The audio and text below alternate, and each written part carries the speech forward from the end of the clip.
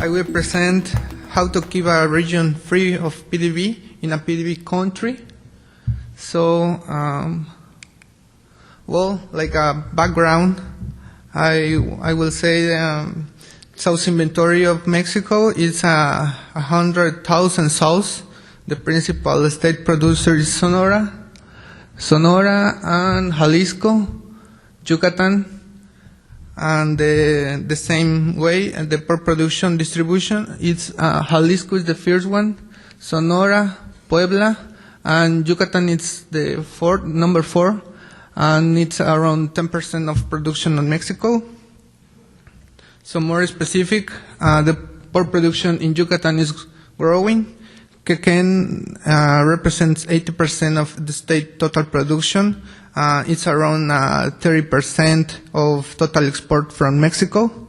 So the locally produced pigs are sold in the other states, and we have geographic advantage because surrounded by non-producing pig states in tropical weather, and we have tropical weather.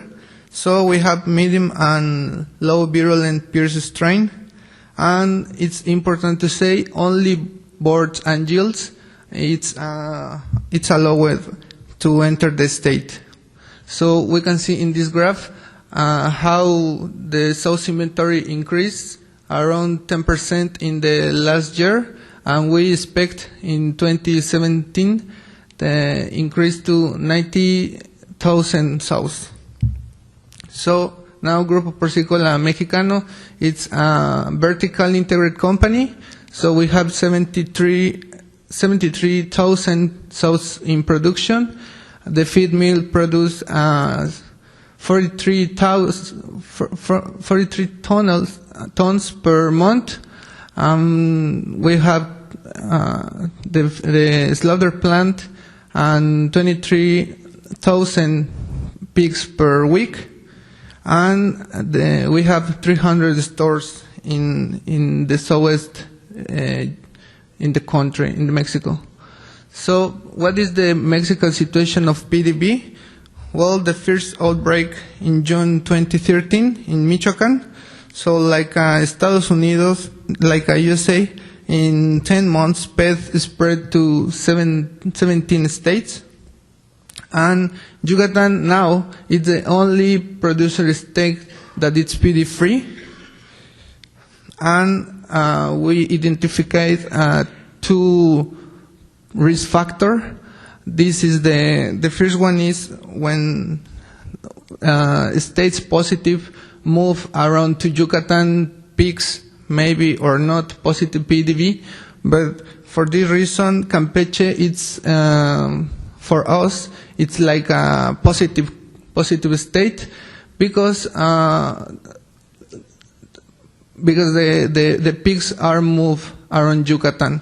So the other risk factor is when we move pigs to states positive, and the problem is when trucks returning to Yucatan after delivering live pigs to PDV positive states. So for this reason, we do plan to keep Yucatan PDV free, and it's focused in 5 points. The first one is transport biosecurity, the state border inspection of incoming trucks, internal biosecurity, we improve audits and active surveillance, and training and outreach. The first point is trucks for live pigs. We send to other states, and when trucks come back to Yucatan, receive double washing and disinfection before entering to a state, and we training the outsourcing border truck wash. So we do audits per every month or every 2 months. So we improve also pig trucks. So we can see in these pigs we have floors of good changed to plastic table, and now almost 100% it's aluminum. It's easier to clean and disinfection, and construct and remodel truck wash around Yucatan in different states and very close to border. In the border inspection is the point 2, and the main goal is avoid dirty trucks entry to Yucatan. So we consider the most important preventive measure at the regional level. In this inspection point is focused in the border state. We see in this picture, this is the border inspection. We see like a sprite for all vehicles. And the other border inspection, we have a truck wash. This truck wash was built for government source for Swine Producer Association of Yucatan. So we did, in the border truck inspection, we did a hearing and training inspector to check units, like in the picture we can see. And in the standard to enter the state is 0 tolerance in presence of feces in the trucks. So we have 2 scenarios, approve or reject. In case approve, continue to disinfection. It's just drive through sprayer prior to state entry. In case of reject, pay a penalty fee and must go to the wash and disinfection in the border truck wash. So when we say the 0 tolerance is 0, we can see in a few picture a little bit feces, like 1 gram. These trucks don't pass, and this is the standard. It's total clean. And in this graph we can see the trucks reject, the percent of truck reject, and the weeks per year. We start in the week 52 in 2013, and we show how the trend is decreased among the past the weeks, and it's due the compromise of the drive trucks and the compromise of the outsourcing service.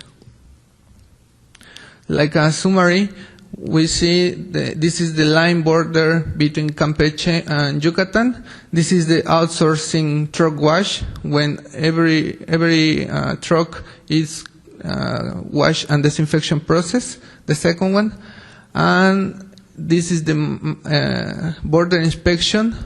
100% of truck that try to enter Yucatan is inspected, and in case we're reject, go to truck wash in this other border inspection.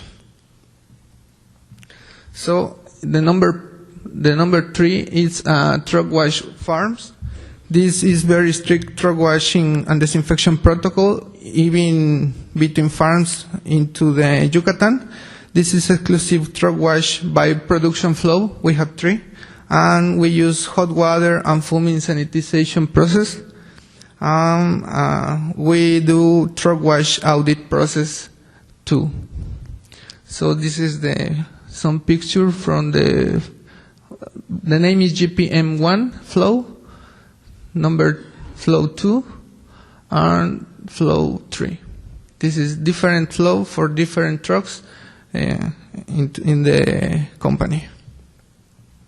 In the farms we do other actions. So it's total control for people who try to enter, and disinfection all vehicles, and put warning posters to avoid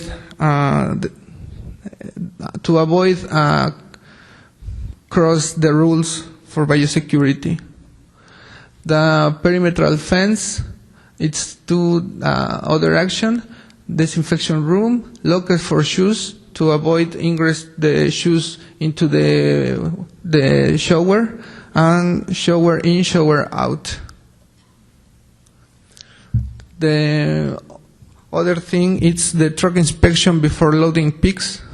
We see the manager of farm check all truck, and after that give a bill for the process was okay, and start to loading with pigs. In case we found a little bit feces, the trucks go to the truck wash again. We do biosecurity audits again in the farms, and the feed mill, we eliminate Persiplasma. We just use in just one diet we did use, but now any animal products enter to feed mill. And all vehicles disinfectant through drive through sprayer. In the slaughter plant, we do improves to facilities of truck wash. We see in February 2014, this is the truck wash, and June 2014. Now it's like this in the slaughter plant. We have five bases, states.